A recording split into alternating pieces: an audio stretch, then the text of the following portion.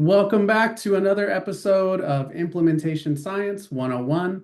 Today, we're going to be talking about implementation theories, models, and frameworks, which I will refer to as TMFs.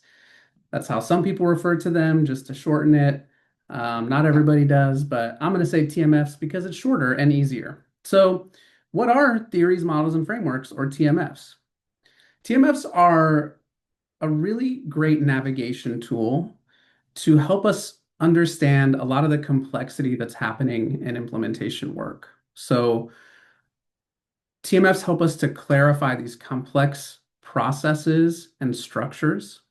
They help us provide explicit assumptions that we can test, and they help us leverage what's already known or what's been established in the literature. So they're really great roadmaps, as I put this old-fashioned atlas to represent.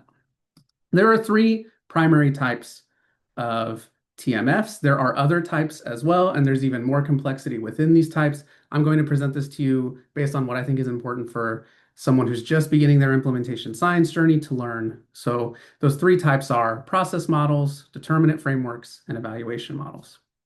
Process models give you step-by-step guidance, or they describe the implementation process in a step-by-step way.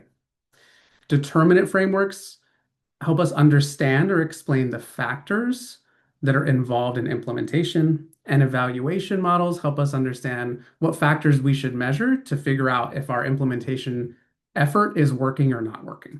So I'm going to give you examples of three different TMFs, one for each kind: process, determinate, and evaluation. This is the query roadmap developed by researchers at the Department of Veterans Affairs, the VA. The query roadmap is a three-step process model. So it basically walks you through what are the questions and activities that are important before you implement. So pre-implementation, you can see this here, this yellow third. And these questions help you prepare for implementation. What do we need to do before we implement?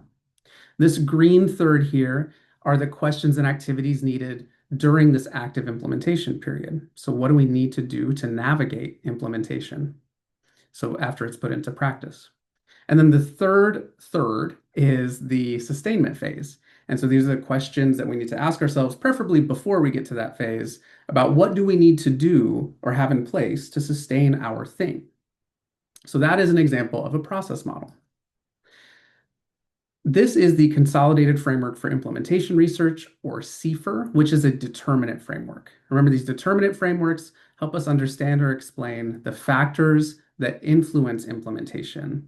So what's important here to know, thank you to the Center for Implementation for this great visual, is that each one of these domains, I'll explain them in a second, has different factors that affect implementation. So in the outer setting outside the organization, there are things like policies, cultural traditions, etc., that may impact the way a thing is implemented.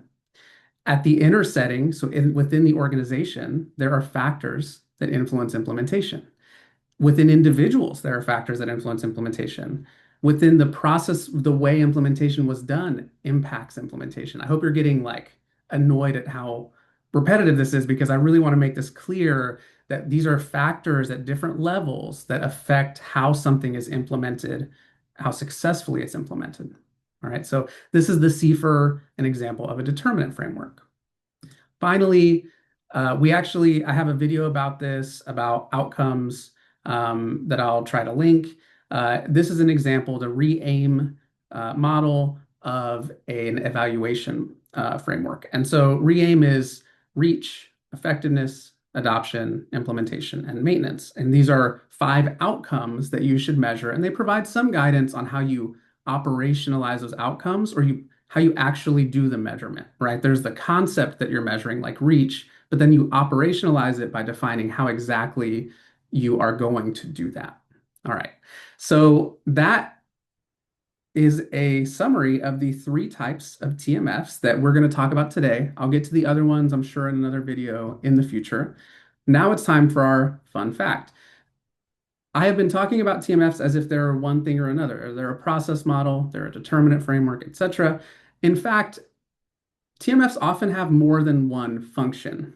They don't always, but they do have more than one function in some cases.